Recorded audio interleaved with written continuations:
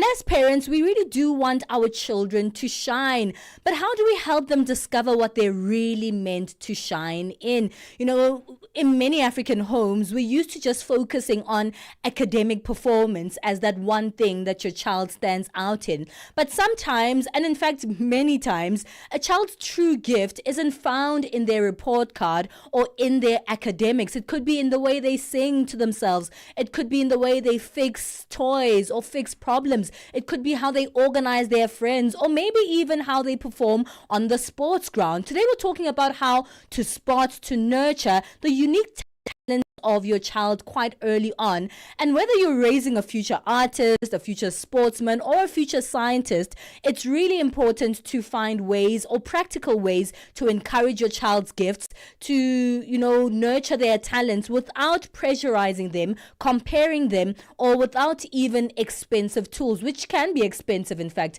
to nurture your child's talents. We're exploring this today with a parenting expert who's a regular friend of the show here on The Move, Ayanda Tetyana, as well as a parent, Mampai Shisinwana, who is a parent to a child who does go-kart racing. Future Schumacher. Yes, I love that. Thank you so much for joining us, the both of you. I'm going to start with you, Ayanda, and come to you. Let's speak about that. So many of the times, especially here on the African continent, we only focus on our child's academic as a true indicator on their success. Oh, yeah, absolutely. I hope I'm clear. When we talk about talent, what we really talk about is like that thing that your child just does almost automatically.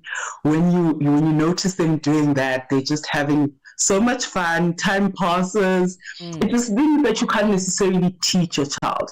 And sadly, the reality of some of the areas that we live in, we just not have the additional resources to be able to offer us the different type of coaching that is needed for us to develop our children's skills. But what's really important is that as a parent, you need to be able to be observing your child the time, so that when you notice that this child is an empathetic child, this child is a child who's able to just sing without any training, whatever gift they have, they're amazing at understanding numbers, that we can go above and beyond to try and nurture that talent, to ensure that we can find some way to coach them, even if maybe sometimes it doesn't mean taking them to a specific institution, just to offer them the support.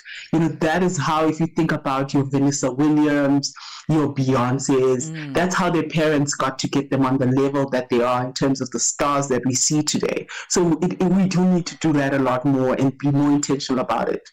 It's beautiful to see that we are living in a time where parents, I think, are becoming more intentional about parenting. But unfortunately, many parents parent like they were parented. And, most of the time, parents didn't really have the time or maybe even the know or knowledge to understand that children can be great without it only being about academics. So children come back with a report card. Maybe their scores at school are quite average or maybe sometimes below average. And the conclusion there is that your child isn't good or isn't good enough. But you're not actually looking at some of the things that they're interested in, but they could be really, really good at. If we are speaking about more intentional parenting, how do you spot those particular talents that your child might have that are away? Sometimes they are even academic, but just for the sake of the conversation, that are usually outside of the academic space. Yeah, so basically, firstly, just to say, as soon as your child is able to run, talk, do something, that's when you're noticing.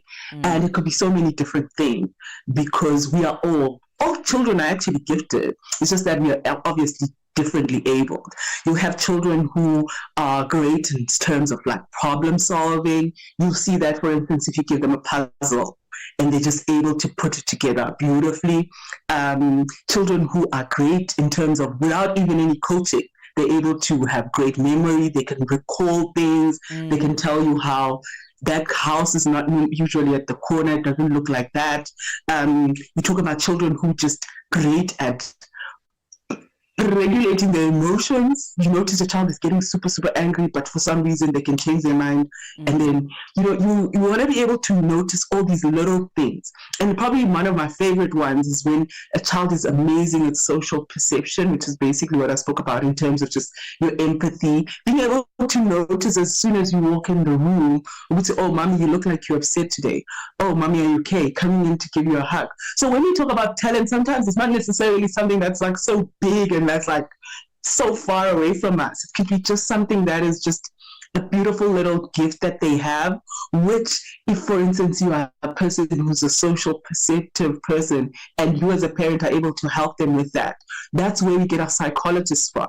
That's where we get our most amazing nurses and doctors, people who are able to read the room in terms of their clients, the people that they work with. They're great at working with children as well in terms of our teachers. So we have to be able to notice these things.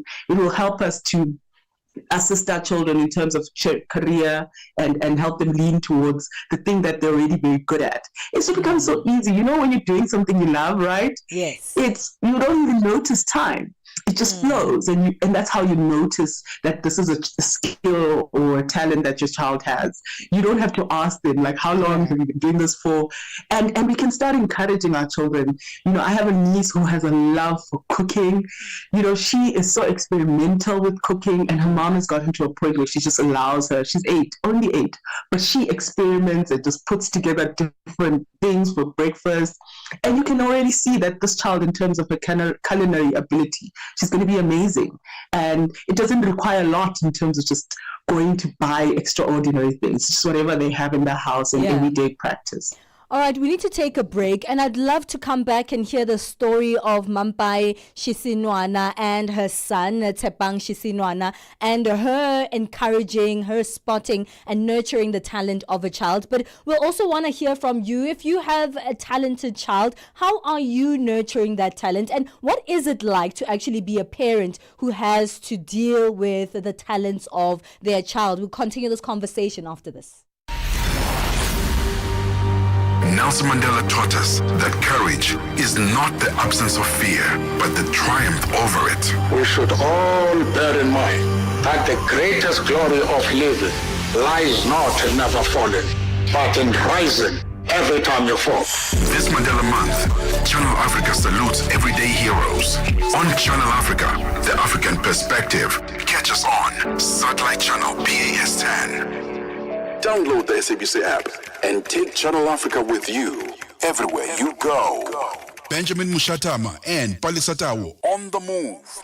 Hey, we're speaking about a Schumacher in the making today. Maybe you have even an opera singer in the making or a ballerina dancer. You never know what potential. Maybe a chess player. There's so much potential in young kids. But how do you harness that gift? How do you make sure that you maximize what they're able to do, especially from a very young age? We'll be speaking about this in our Parenting and Family Corner with Ayanda Tetyana, parenting expert.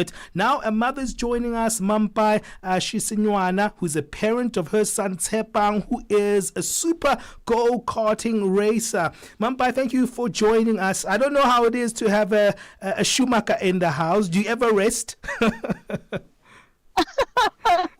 No, thank you for having me. No, we do try. It's very important that we rest. So in between the busy schedule, we do try to get some rest.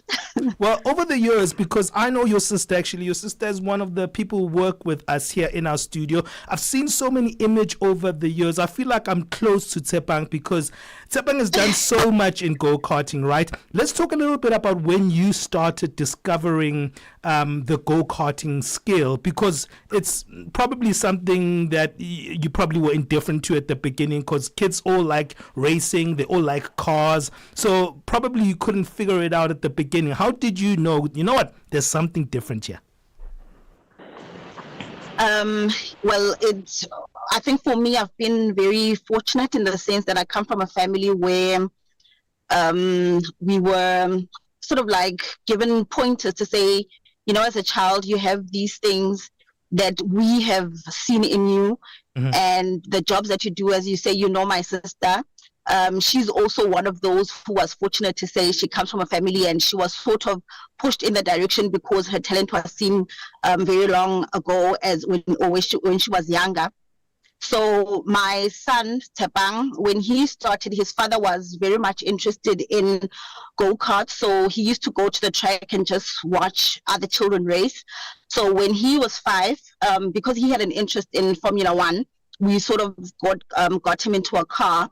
And really for a month or so, he was going for his practice. I wasn't there because of my busy schedule as well at work. So, but I tried to maybe just attend one of the races, and I was more concerned about how he would come back home fatigued, and I wanted to see myself what is happening. Sure. But then seeing him in the car, then I realized that there was something that we could work with there. And with the father's encouragement, I sort of like also got a grasp of what was happening and what we're expecting. And I definitely could point out in terms of his personality, how he was clicking with the car and how he was adapting to the environment, because it was also new to us that it was definitely something that we needed to explore. Yeah.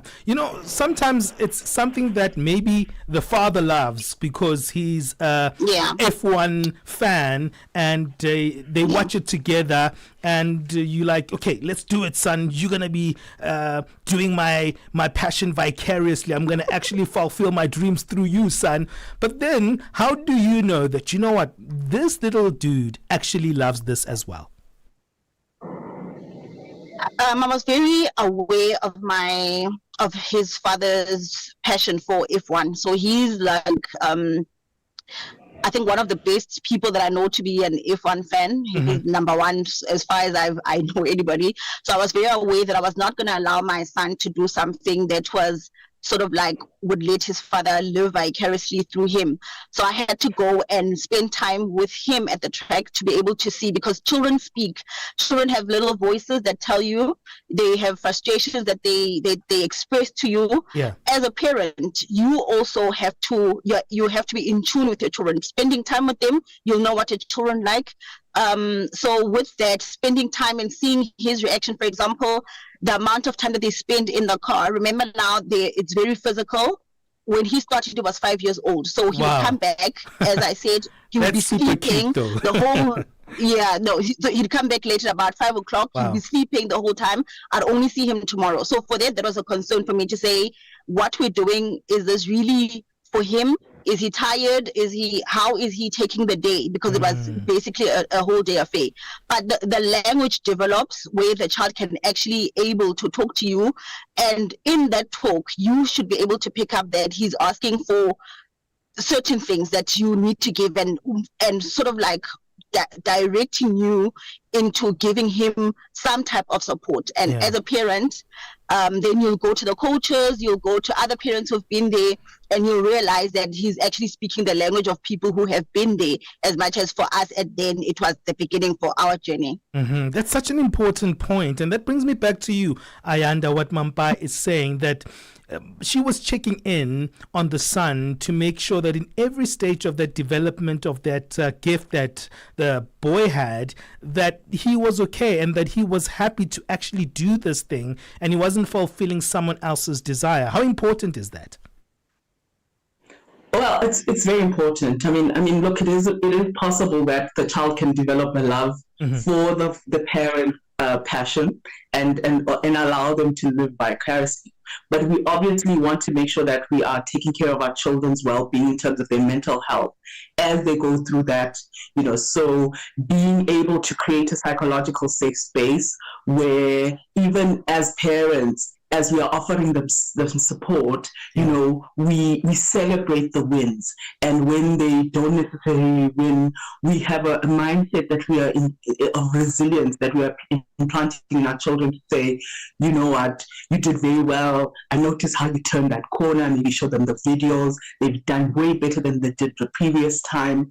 Use language that will actually help your child grow in terms of their resilience, and also help them learn that there's more more outside this particular sport. As we know, some of our athletes, some of the people who get into these stuff happens where they get hurt, and they can no longer pursue the sport. And you want your child to be able to live outside that. So if you're able to do the psychological stuff great in this way, where you're actually growing them as an individual, when they have to leave that sport, if that happens for whatever reason, they will still feel whole outside this particular talent or something that they spent all their lives. No, that's such this is the only That's such a good point that you bring back, and I want to wrap with Mampai on that one in terms of just seeing your child's development, because sports is not just sports by itself. Sometimes it's helpful because it builds self-awareness, confidence, but most of the time it also brings like a sense of life skill. What have you seen through Tshepang as he's developed this love for go-karting, just as we wrap it up? Okay. As I said, Tshepang started racing when he was 5. So for me, one thing that I realized with him, obviously you're not taking your child, because for me, I didn't think that we were raising a superstar, but obviously every child, at school, you think they have to have some extramural that they're doing. And because he enjoyed karting, and I was obviously going with him, remember that now he has to keep time. He has to be there in the morning. So I realized even that extended to his schoolwork, where he was able to do his schoolwork independently. And that would be the report that I would get from school to say, versus his peers, he's able to work independently with little help. And as I'm saying, that will be in grade 1, grade 0, and he's now in grade 8. And all of those years, for example, in the morning he wakes up by himself. So every morning at 5 o'clock he's awake, he's packed his bags. So with him, we really did not struggle in terms of teaching him a routine. This is what you need to do. This is what you need to prepare. He was always ready with his bags packed. Emotionally, remember, there's times as well when he is starting. Now, we started with him racing. He's at the back. He's not winning. One of the things that we had to instill in him is that you're not always going to win. Sometimes you're going to be at the back. Sometimes you're in the middle, and then sometimes you're in front. When you're in the back, when you're at the back, you also need to compliment the person who is in the front. And you're also using that to say, one day I'm going to get there. So what I've also seen around the sport is that if somebody's not winning, in some families, I guess, you don't, for example, at the end, you'll have prize giving. Some parents will leave. And my thing is, then what are you teaching your child? Because at some point, your child is the one in the front. He needs to clap for others. And that's where you also see the sportsmanship that's built, which also extend into the classroom, where the child learns that I don't always have to be the best. And also being the best is also trying. Remember that you go into the track, you don't know what the day is going to be like. You can crash, but it doesn't mean that it's the end of you. You can still come back again and try. So those are skills that I've seen in him, which I've sort of said I'm not giving a compliment to myself, but to the sport, to say because he's been in that environment, he's also then developed these skills for himself, which I guess as an adult, they will come in handy in whatever, if he continues racing or even if he does not continue with the sport. I have to wrap it up. I'd love to speak some more. And thank you so much, Mampai. It's great to be speaking to you, because I was citing that you are our colleague's sister. Jwalane Tulo Mwepe's sister is actually speaking to us. And Jwalane always speaks about his nephew and speaking about Tshepang. So thank you so much for speaking to us. Thank you to Ayanda Tetyana, parenting expert, for joining us on this one. Thank you, Ayanda, as well.